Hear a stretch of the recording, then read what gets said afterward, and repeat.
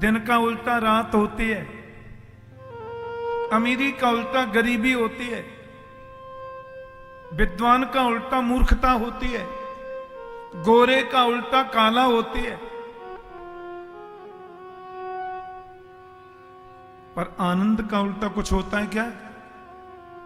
सुख का उल्टा तो दुख होता है, अमीरी का उल्टा गरीबी होती है, दिन का उल्टा रात होती है, पर आनंद का उल्टा कुछ नहीं होता। एक सज्जन मेरे से बोले आनंद का उल्टा होता है निरानंद। मैंने कहा निरा तो तूने अपनी तरफ से लगा दिया, आनंद तो जैसे के तैसा ही है। अब को उसको निरानंद बोलो, चाहे निजानंद बोलो, चाहे करणानंद बोलो, चाहे भावनानंद बोलो, चाहे प्रेमानंद बोलो, चाहे रसनानंद बोलो, पर आनंद तो जैसे के तैसा ही है। आनंद बदला क्या? आनंद बदल ही नहीं सकता, क्योंकि आनंद भगवान है, आनंद कृष्ण है, आनंद राम है। और उस आनंद का चिंतन तुम करोगे तो चिदानंद रूप शिवोहम शिवोहम, वो आनंद तुम भी बन सकते हो, वो आनंद तुम्हें भी प्राप्त होगा। अच्छा एक बात बताओ, भागवत की कथा होती है तो चौथे दिन हम लोग कृष्ण जन्मोत्सव मनाते हैं कि नहीं? बताओ, मनाते हैं ना? और कृष्ण जन्मोत्सव मनाते हैं तो व्यास जी लोग क्या गाते हैं? नंद घर। आपको नहीं मालूम क्या बोलते हैं? नंद घर आनंद भयो जय कन्हैया, अवध घर आनंद भयो जय रघुबर राम की। नंद घर कृष्ण भयो जय कन्हैया लाल के नहीं बोलते, नंद घर गोविंद भयो जय कन्हैया लाल के नहीं बोलते, नंद घर घनश्याम भयो जय कन्हैया लाल के नहीं बोलते, नंद घर आनंद भयो, क्योंकि आनंद कृष्ण है, आनंद राम है, आनंद परमात्मा है। इसलिए नंद घर आनंद भयो। बोलो ना प्रेम से जय श्री कृष्ण। सब लोग बोलो जय श्री कृष्ण। अब देखो जय श्री कृष्ण 8 दिन याद रखना। कुंभकर्ण की पत्नी का नाम श्रीमती निद्रा देवी है, और राम जी ने कुंभकर्ण को मार दिया तो निद्रा बोली बदला लूंगी। राम जी बोले कैसे लोगी बदला? निद्रा बोली बैकुंठ कौन जाता है बताओ? राम जी बोले जो कथा सुनते हैं वो सब बैकुंठ जाते हैं। निद्रा माने नींद। निद्रा बोली तो यही तो तरीका है, जहां भी कथा हो रही होगी श्रोताओं के सिर पे जाके मैं बैठ जाऊंगी। व्यास जी कथा बकते रहेंगे, श्रोता झोंका लेते रहेंगे। अरे भाई सब झोंका ही लेते रहेंगे, सो ही जाएंगे तो कोई बैकुंठ जाएगा नहीं, तो जाएगा नहीं तो खाली गोदाम में तो ताला ही लगवाना पड़ता है ना जी। राम जी बोले वो तो ठीक बोलती हो देवी निद्रा, लेकिन हम भी एक नियम लगवा देंगे। बोले क्या? कि हर 5 मिनट में जय श्री कृष्ण बुलवा दिया करेंगे, तो जहां भी तुम रहोगे तुम्हें पंडाल छोड़ के बाहर जाना पड़ेगा। तो निद्रा जी आकर आक्रमण न कर दें हमारे ऊपर। जय श्री कृष्ण को पूरा याद रखो। प्रेम से बोलो जय श्री कृष्ण। आहा, तो आनंद भगवान का रूप है, सत चित आनंद। भगवान का काम क्या है? यह सच्चिदानंद जो आप बता रहे थे, इसका काम क्या करता क्या है? बोले विश्वोत्पत्त्यादि हेतवे, ये पूरी दुनिया को बनाता है। अरे वो जरा सा मुस्कुरा जाए, खिलखिला के हंस जाए तो दुनिया बनती है। और ऐसे नए नए मॉडल बनते हैं पूछो मत। भगवान जब हंसता है तो संसार बनता है, और ये नवीन नवीन मॉडल बनते हैं। किसी का नाम ठाकुर जी है, किसी का नाम कृष्णचंद्र है, किसी का नाम ध्यानचंद है, किसी का नाम ज्ञानचंद है, किसी का नाम करोड़ी मल है, कोई फकीर चंद है, कोई फलाने चंद हैं, कोई ढिकाने चंद हैं, ये नए नए मॉडल बनते हैं। कोई गोरा है, कोई काला है, कोई मिडिल है। उसके मुस्कुराने से दुनिया बनती है, और वो जब गंभीर होता है तो सबका पालन होता है। उसकी सृष्टि में एक भी व्यक्ति कभी भूखा नहीं सोता, वो सबको देता है, सबका पालन करता है। और सुनो, वो जरा सा भ्रकुटी को टेढ़ी कर दे तो सारी दुनिया 2.5 मिनट में खत्म हो जाती है। फिर तुम्हारा विज्ञान कोई काम करता नहीं है। तो विश्वोत्पत्तियादि हेतवे, अंग्रेजी में उसको गॉड कहते हैं, God, GOD, God. G for generator, वो जनरेट करता है दुनिया को। O फॉर ऑपरेटर, ऑपरेटिंग, पालन करता है दुनिया का, ऑपरेटर है वो। D फॉर डिस्ट्रॉयर, दुनिया को खत्म कर देता है। विश्वोत्पत्तियादि हेतवे, विश्व की उत्पत्ति, विश्व का पालन, विश्व का लय, ये तीनों परमात्मा से होता है।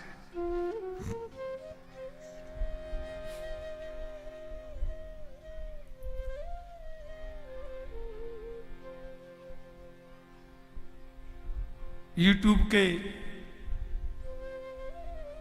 आध्यात्मिक चैनल भक्ति पथ पर ये कथा लाइव टेलीकास्ट हो रही है।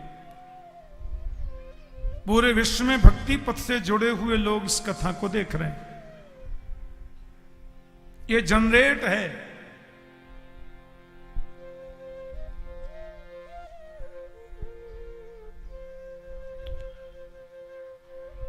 श्री कृष्णाय वयम नमः। श्री कृष्ण को हम प्रणाम करते हैं। गोविंद को हम नमन करते हैं।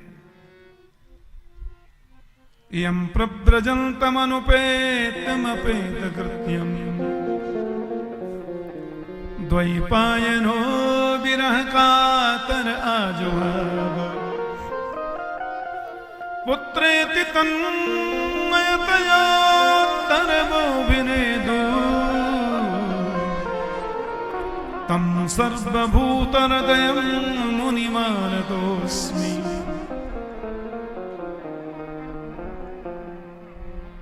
भगवान सुखदेव जी की वंदना की गई। ये देखो सुखदेव का जीवन कितना अद्भुत है। ये परमहंस शिरोमणि है भगवान सुखदेव। ये राधा रानी के पालित सुख पक्षी हैं। राधा रानी किशोरी जी इनको अपनी गोद में खिलाती गोलोक धाम में। एक दिन किशोरी जी ने श्री सुखदेव जी से कहा, बेटा अब आप मृत्युलोक में जाओ, भागवत धर्म का प्रचार करो। सुखदेव जी बोले, मेरे को डर लगता है मां, मृत्युलोक में मैं चला गया और संसार में माया ने पकड़ लिया तो। राधा रानी बोली, मेरी आज्ञा, तुमको जाना चाहिए। क्यों? जब तक स्वर नहीं मिले ना तब तक ये भी मजा नहीं आता। हल्का सा मीठा सा स्वर तो चाहिए। ये थोड़े ही अपना काम कर रहा है तो अपन जब तक रेस्ट कर लेना। जीवन में विश्राम तो होता ही नहीं है।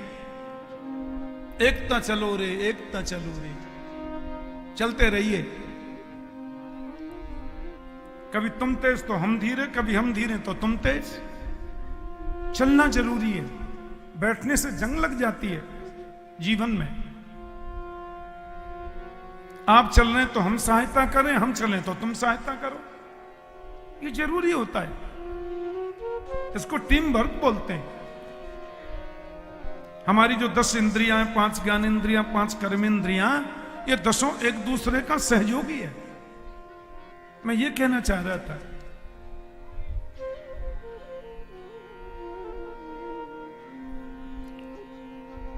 सुखदेव जी से किशोरी जी ने कहा मेरी सहायता रहेगी, जाओ। अब सुखदेव जी तो सुख पक्षी है, तोता को सुखदेव बोलते हैं। सुखदेव जी आए और एक तोता के घर उन्होंने अंडे के रूप में प्रकट हो गए। ध्यान से सुनना।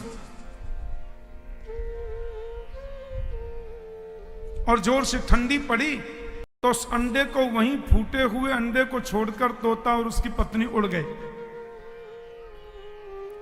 जहां पर वो अंडा पड़ा हुआ था उस जगह का नाम है अमरनाथ। हाँ, अमरनाथ बोलते हैं उसे।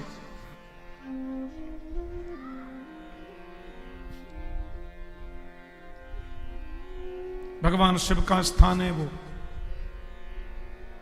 शंकर जी का स्थान है।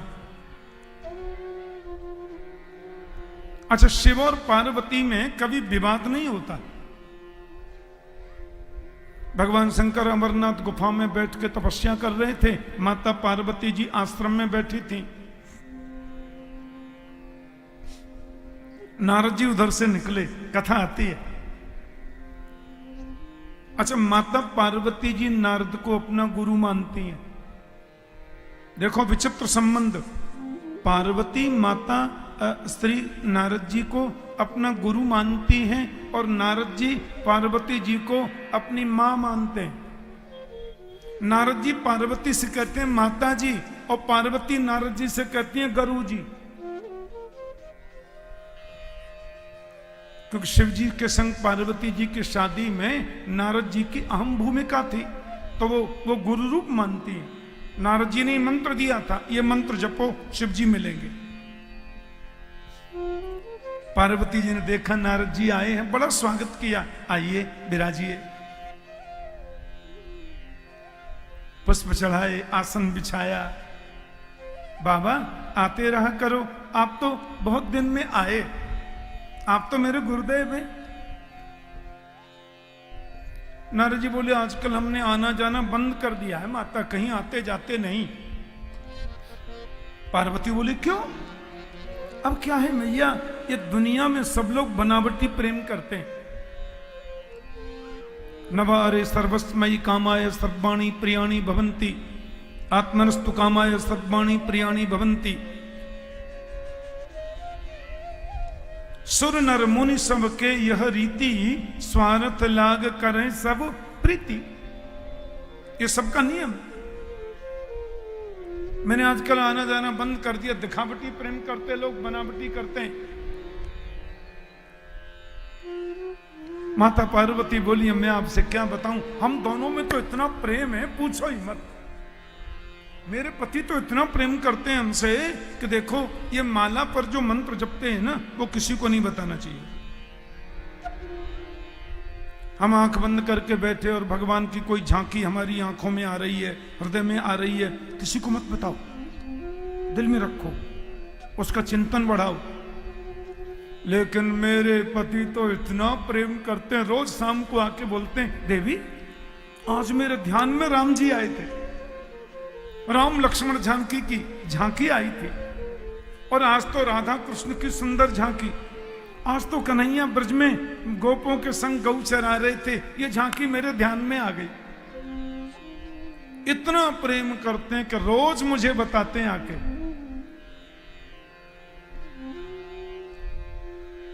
नारद जी बोले भगवान करे आपका प्रेम ऐसा ही बढ़े माता, मुझे बहुत खुशी हुई। तब तो भगवान शंकर ने आपको यह भी बताया होगा कि उनके गले में जो मुंडों की माला है उसमें किसके मुंड लगे हुए हैं।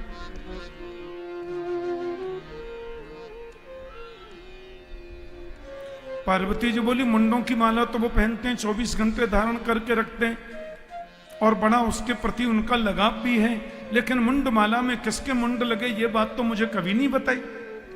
नारद जी बोले तो प्रेम क्या खाक करते हैं आपसे, हैं?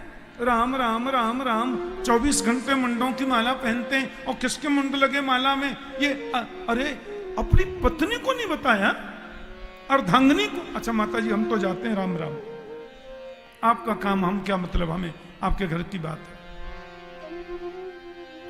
नारद जी महाराज तो इंफॉर्मेशन दे के चले गए। माता पार्वती जी को भवन में चली गई।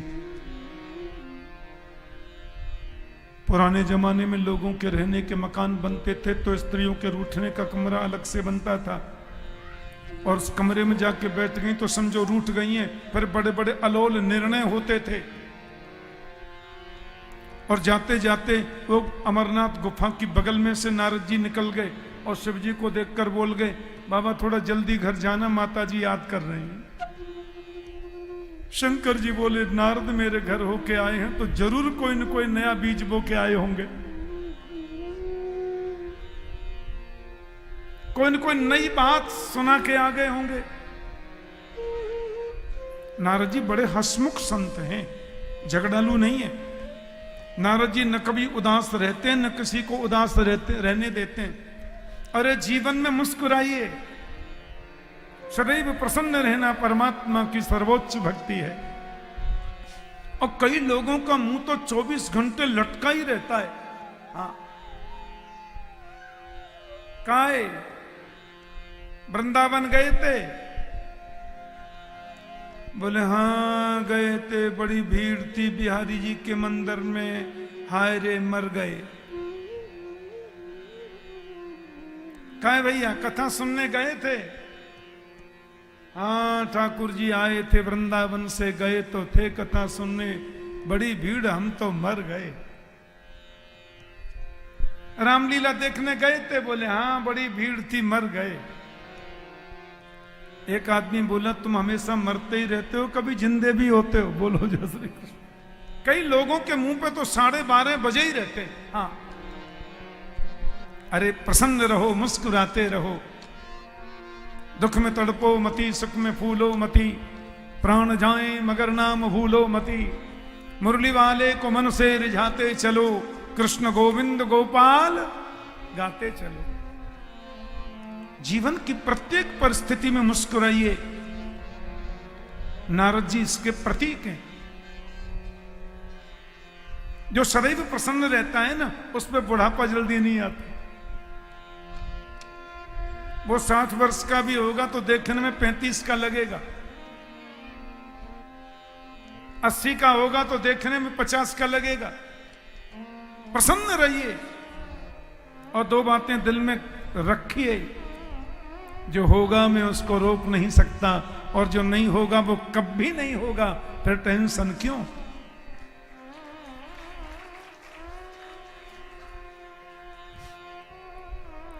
भगवान शंकर में अपने कुटिया पे गए, पार्वती जी को भवन में, देवी क्या बात है, आप उदास क्यों हो, बात मत करो हमसे, बड़े कपटी हो तुम। शंकर जी बोले, हमने क्या कपट किया देवी? हैं?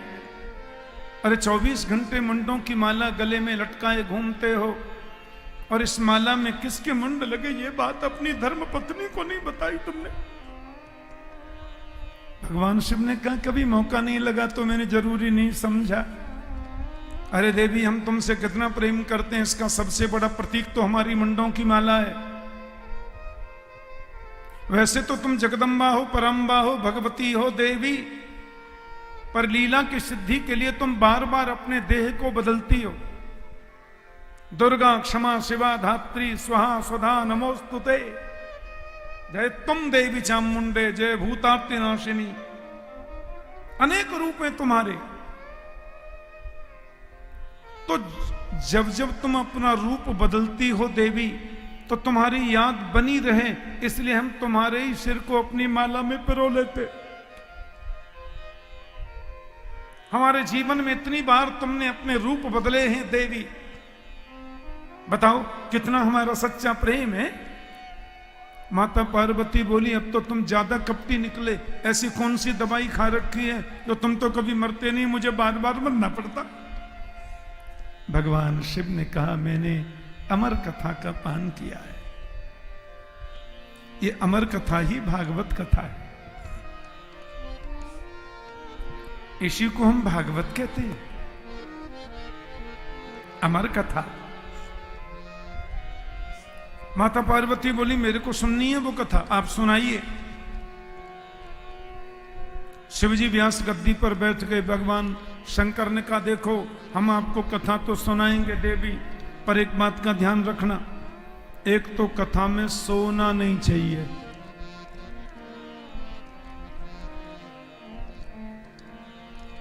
एक कथा में उठना नहीं चाहिए। अरे हम तो कलश लेके आए थे, अब कथा भी सुनना कोई जरूरी है? कलश ले तो आए, कलश ला के ते धर दिए, व्यास जी कथा शुरू कर दिए, हम झाड़ झूड़ कर चले गए। ऐसे कथा होती है क्या? फिर जाकर के थोड़ा बढ़िया नाश्ता वास्ता प्रेम से करके भोजन करके फिर धीरे धीरे एक एक दो दो आ रही हैं। मैं माता बहनों से कह रहा हूं, फिर आ रही हैं व्यास जी को धन्य करने। लो महाराज हमें कथा सुना के अपनी वाणी को धन्य कर दो, हमें नहीं करना है धन्य अपनी वाणी। बोलो जय श्री कृष्ण। हमको तो बेई श्रोता पसंद है, तो सबसे पहले आमे और सबसे बाद में जाए। नियम तो यही है कथा का। भगवान शिव ने कहा बीच में उठना नहीं, बीच में बोलना नहीं और बीच में सोना नहीं। बोलना नहीं, उठना नहीं और सोना नहीं। पार्वती बोली ठीक है, लेकिन अब देखो हम तो ध्यान में सुनाएंगे कथा। शंकर जी बोले हम तो सुनाएंगे ध्यान में, तुम सुन रही हो कि नहीं हमें पता कैसे चले, इसलिए बीच में तुम ओम ओम बोलते रहना। हिंदी में कहते हैं हां जी हां जी हां जी, तो संस्कृत में ओम का मतलब हां जी भी होता है। ओम के बहुत मतलब है, ओम माने हां भी है। भगवान शिव जी कथा अब वो तोते का जो अंडा था ना फूटा हुआ, उस शिव जी की गद्दी के पीछे ही तो पड़ा था। भगवान शंकर कथा सुना रहे, पार्वती मैया ध्यान से सुन रही है, हां जी हां जी। 3 दिन की कथा होते होते वो अंडा साबित हो गया। उसमें जो सुख पक्षी सुखदेव बैठे थे वो पुष्ट हो गए। चौथे दिन की कथा में कृष्ण जन्मोत्सव हुआ, अंडा फूट गया। अंडे में से सुखदेव जी निकलकर व्यास गद्दी के पीछे आसन लगा के सुन रहे। मारा पार्वती ऐसे बैठी हां जी हां जी। अरे संसार के काम तो रोज होते हैं। अभी प्रयागराज में कर रहे थे हम कथा, 3 बजे कथा शुरू होती थी और 7 बजे तक चलती, और मैं 3 बजे शुरू करके 8 सवा 8 तो रोज ही बजते थे, पर कोई उठता नहीं। क्या वकील हैं, क्या बैरिस्टर हैं, वहां के चीफ जस्टिस भी आए, वहां के पूर्व जज भी आए कथा में। सब आकर जहां जगह मिलती चुप आकर बैठ जाते, क्यों प्रयागराज तो जजों की नगरी है, बैरिस्टरों की नगरी है। और यदि पीछे आए हैं तो आगे कभी नहीं आते, कुर्सी पर बैठ जाते चुपचाप। नियम तो यही कहता है ना। कथा प्रेम से सुनिए और बच्चियों को कथा में जरूर लाइए। थोड़ा ऊधम तो बच्चे बचाते हैं, उनको थोड़े समझाते रहिए, पर बच्चे ऊधम मचाते मचाते भी सुन लेंगे, कान में कुछ तो पड़ेगा, जीवन संवर जाएगा बच्चों का। बिगड़ने के लिए तो कॉन्वेंट स्कूल है ही है भारत में। बच्चों के जीवन को बर्बाद करने के लिए, इन हिंदू बालकों की मानसिकता में ईसाईयत भरने के लिए तो कॉन्वेंट स्कूल ही काफी है। कम से कम कथा में लाओगे तो उनको हिंदुत्व के संस्कार तो पढ़ेंगे।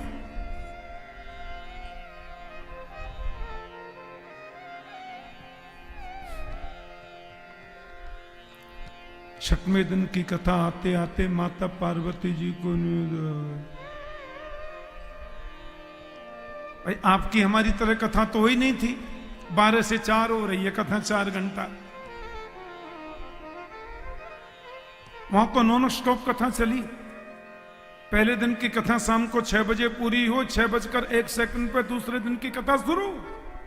Non stop.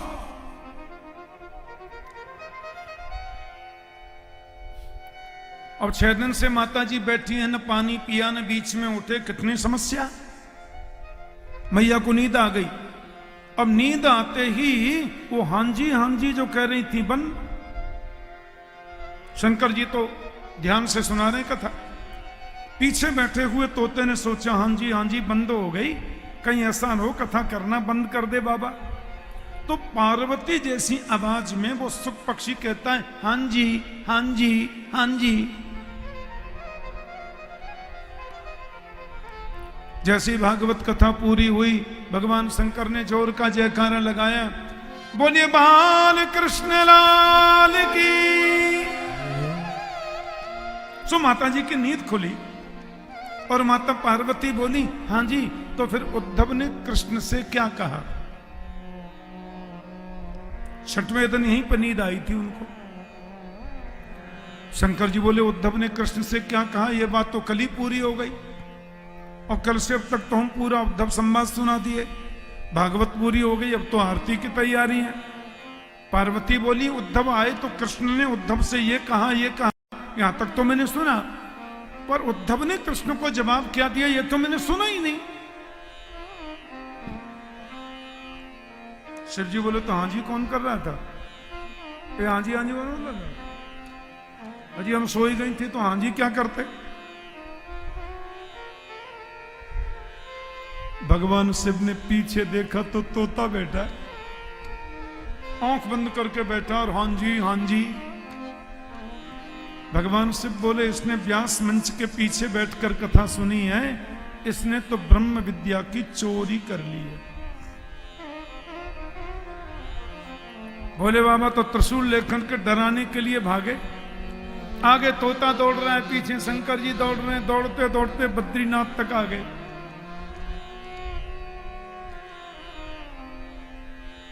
अमरनाथ से दौड़े बद्रीनाथ आए, वहां व्यास जी की गुफाएं। भगवान व्यास का सुंदर सा आश्रम है। वेद व्यास की पत्नी का नाम है बिटिका देवी। बिटिका देवी को जोर से उबासी आई और ये छोटा सा पक्षी उनके मुख में होके गर्भ में चला गया। जय श्री कृष्ण।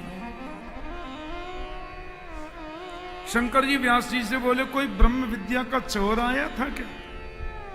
मेरी ब्रह्म विद्या को चोरी से उसने सीखा है। व्यास गद्दी के पीछे बैठ के सुनना तो चोरी है भाई जी। व्यास जी बोले यहां तो कोई चोर आया ना बाबा। शिव जी लौट करके चले गए और सुखदेव ने माता के गर्भ में 12 वर्षों की समाधि लगा ली।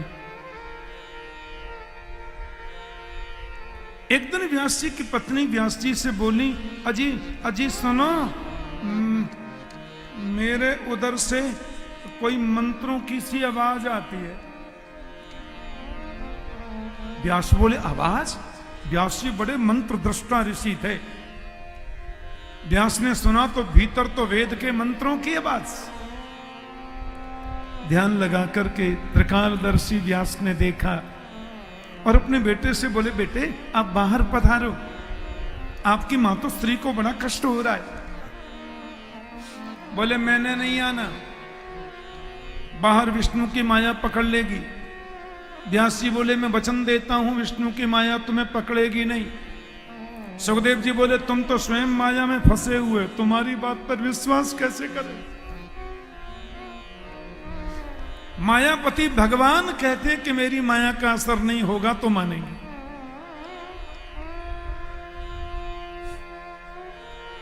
भगवान ने कह दिया। और सुखदेव जी माता के गर्भ से प्रकट हुए उसी झांकी का यहां स्तुति में वर्णन कर रहे हैं कि यम प्रव्रजन तमनुपेतमपेतकृत्यम द्वैपायनो विरह कातर आजुहाव पुत्रेति तन्मयतया तनवोभिनेदु तन्न सर्वभूतहृदयं मुनिमानतोऽस्मि।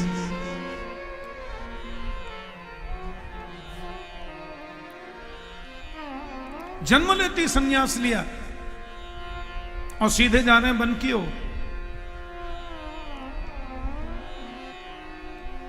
वेद अभ्यास लौटा करके नहीं ला सके अपने इकलौते पुत्र को। तम सर्वभूत हृदय मुनिम आनतोस्मि,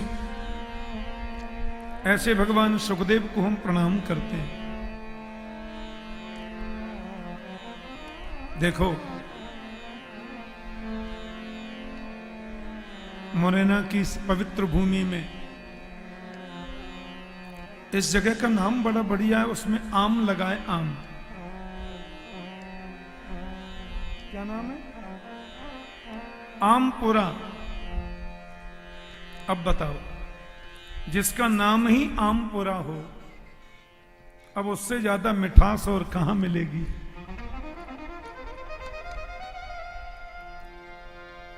तो जैसे आमपुरा के इस पवित्र क्षेत्र में हम लोग कथा सुन रहे हैं,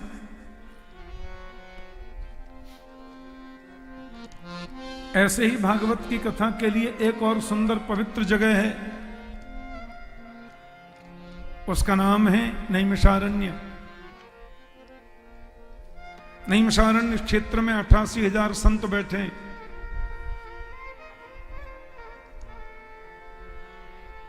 और उन संतों की मंडली के बीच में सूत जी आ गए। सूत जी से अनेकों प्रकार के प्रश्न ऋषियों ने किए। सूत जी ने भागवत की महिमा बताई और कहा कि नारद जी वृंदावन में आए तो नारद ने भक्ति देवी को दुखी देखा।